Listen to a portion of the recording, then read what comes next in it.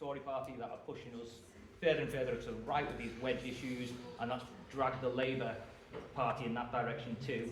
And so I suppose my question is, well, I see one of the main important roles that any small left-wing party, any small left-wing group in Parliament has got to play, it has been to try and drag Labour back to the left, and I want to know your views on that and how you would go about doing that as well. Lost count.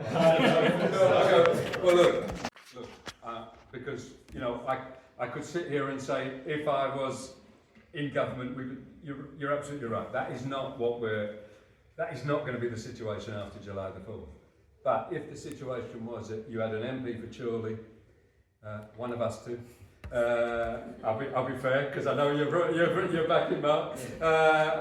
You know, you have Jeremy Corbyn. You perhaps have a few other of the independents that are standing.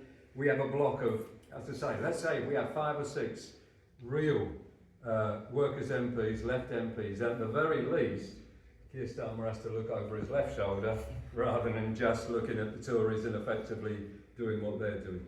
But I'll be quite honest with you, and it's a longer discussion we've got now. The Trade Union Socialist Coalition does not think that the Labour Party will ever return. You know, the election of Jeremy Corbyn was a chance that they have absolutely smashed. There is no way that they are going to let that happen again. You know, Mark made the quote that I often use about Thatcher's when asked what was the main thing that you created, your great success, it was New Labour.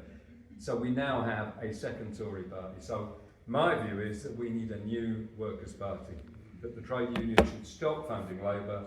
They've got to wake up and see what the reality is, and we need to go right back to the point I was making back with Keir Hardie right at the very, very beginning of the 20th century, that we need a new party based on the trade unions, based on the real campaigners, and we need to start again because Labour is not that ever again.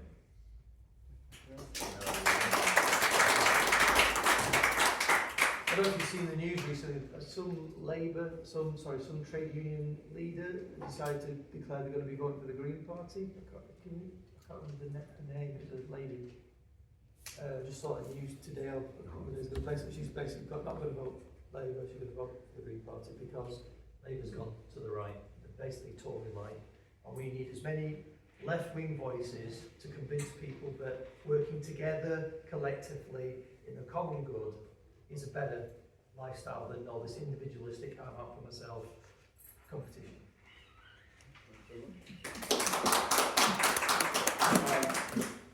I don't know whether you're aware,